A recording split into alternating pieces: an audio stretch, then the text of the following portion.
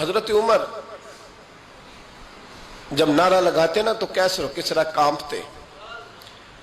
سفیر آتے روم کے ملنے کے لیے تو کہتے جاؤ عمر نفل پڑھ رہے ہیں، ٹائم کوئی نہیں.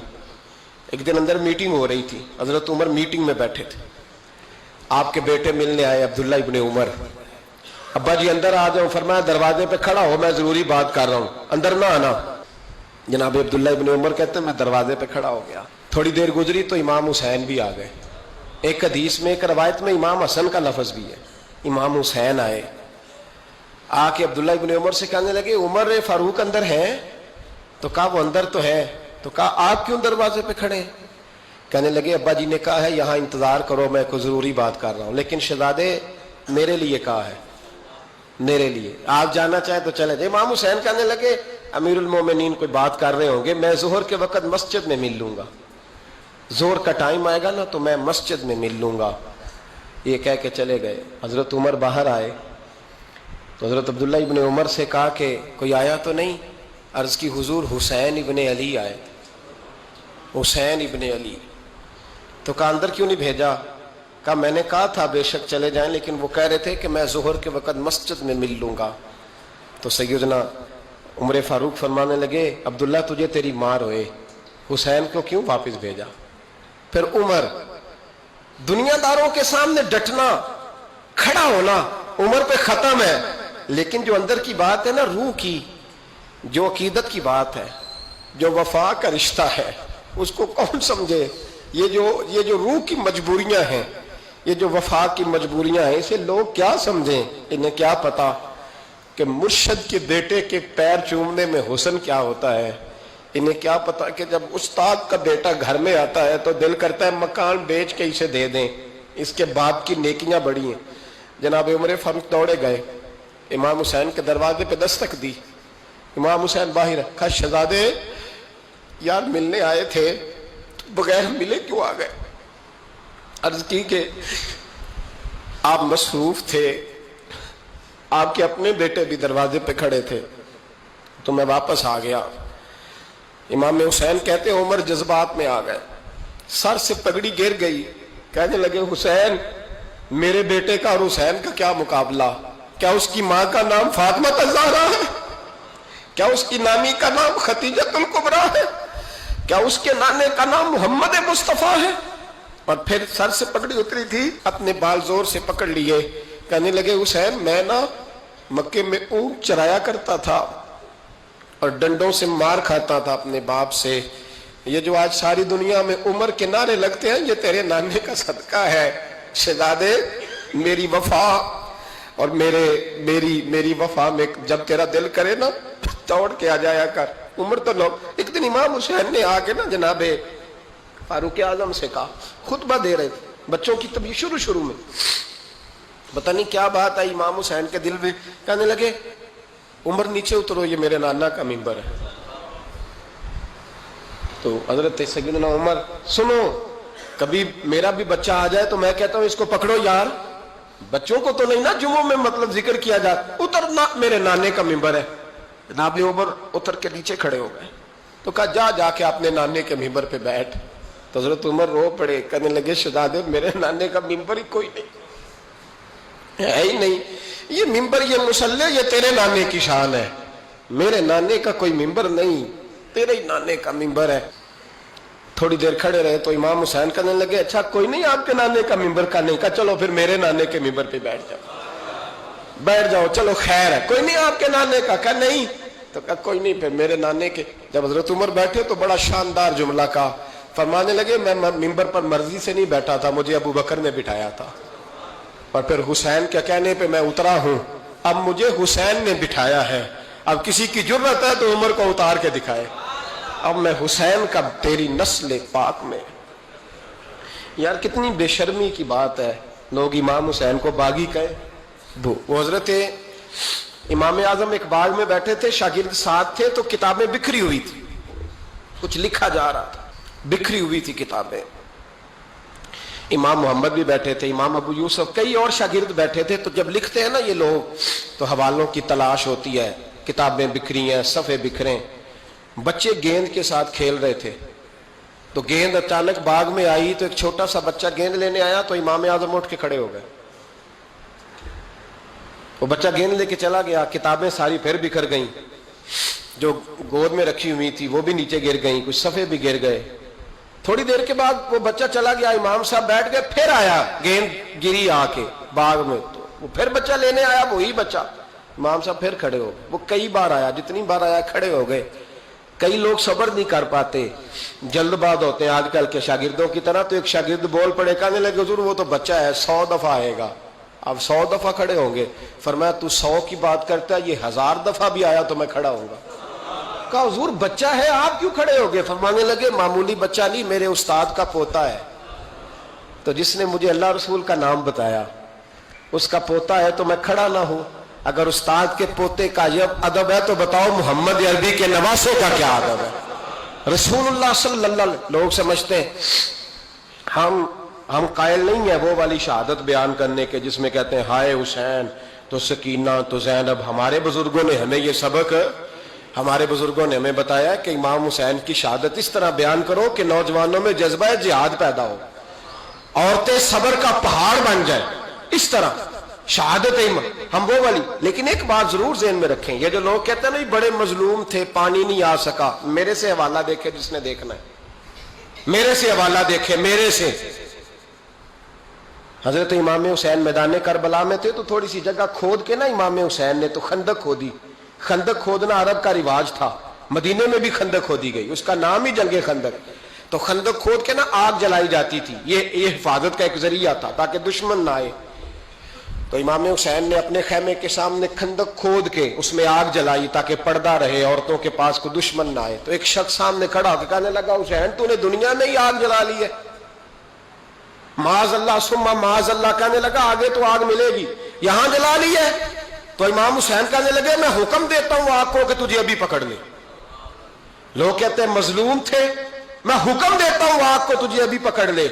ये लफ्ज इमाम हुसैन ने कहे। मैं 3 किताबें तो मेरी लाइब्रेरी में अभी हैं जिनमें हवाला है, 3 कुतब से, और आज कल परसों की किताब नहीं, सैकड़ों साल पुरानी। जब कहा ना मैं हुक्म देता हूं तो वो आदमी घोड़े से नीचे गिरा, घोड़े से नीचे गिरा और घोड़े की रिकाब के अंदर उसका पैर उलझा।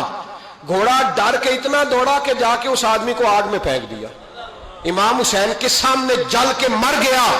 ये हुसैन इब्ने अली है, ये अभी हुक्म देते तो फरिश्ते अभी आ जाते, ये अभी बात करते तो सारी दुनिया की फौजें अभी इकट्ठी हो जाती, ये अभी हुक्म देते तो अभी आ जाते। और सुनो, अगर जनाब इस्माइल के लिए दुम्बा आ सकता है तो वो तो हजरत इब्राहिम के बेटे थे, और ये तो मुस्तफा की औलाद है, इनके लिए क्या कुछ नहीं हो सकता।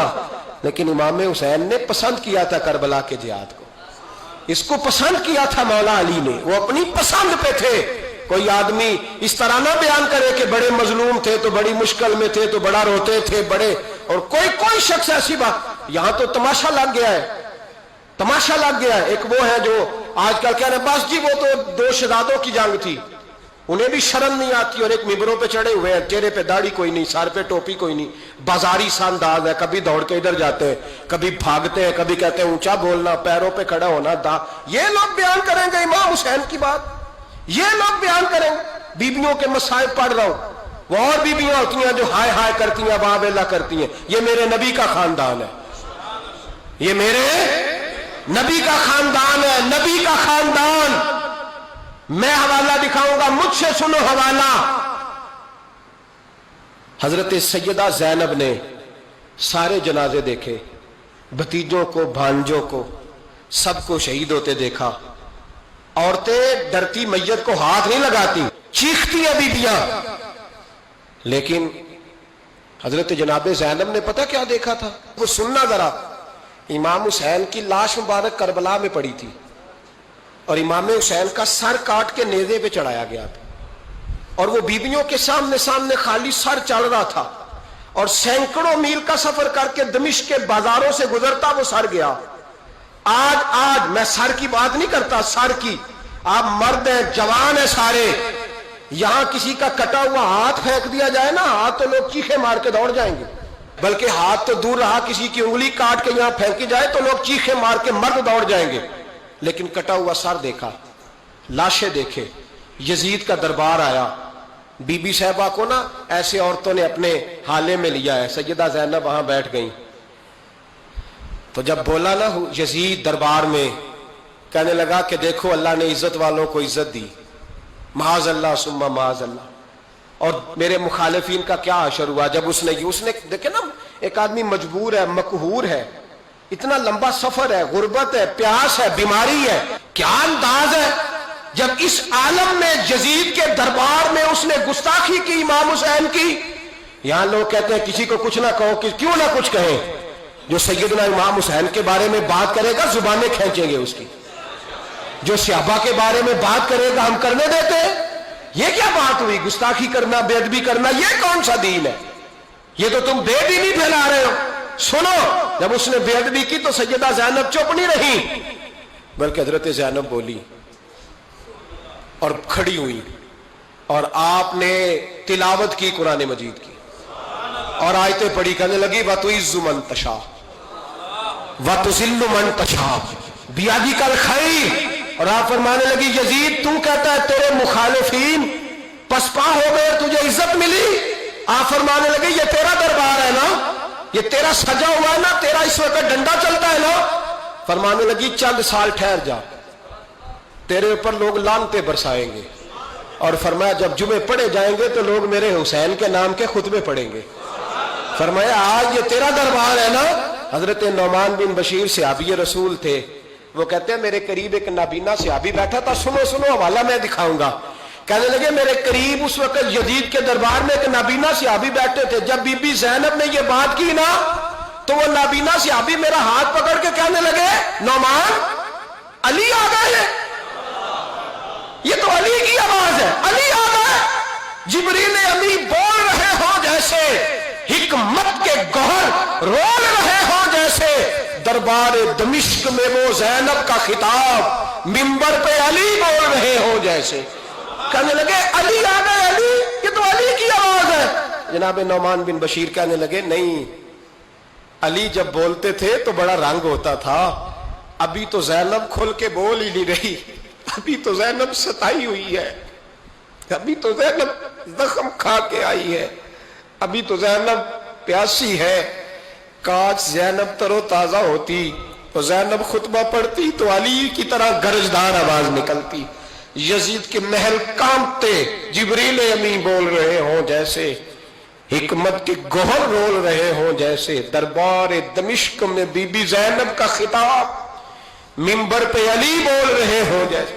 وہ مسکینوں کی طرح منتیں نہیں کر رہے تھے، ہائے پانی ان کا مزاج ہی نہیں تھا، بلکہ وہ دلیر لوگ تھے، دلیر، اور بر موقع بر محل بولتے تھے۔ یزید آیا دربار میں، جب یہ سارا قافلہ وہاں پہنچا تو یزید دربار میں آیا، اور جب وہ دربار میں آیا تو بادشاہوں کا طریقہ ہے، گاڑیاں، اب ہمارے بادشاہوں نے روٹر والی گاڑیاں رکھی ہوئی ہیں، وہ یوں چلتی ہیں، شور ہوتا ہے پیچھے، اس زمانے میں کہا جاتا تھا با دبا ملاحظہ ہوشیار، پیچھے ہٹ جاؤ، نعرے لگنے لگے۔ تو یزید کا ایک ناخلف بیٹا امام زین العابدین سے کہنے لگا تیرا باپ کہاں ہے؟ دیکھ یہ میرے باپ دادا کے نعرے، دیکھ میرے باپ کے نعرے، تیرے کدھر ہے؟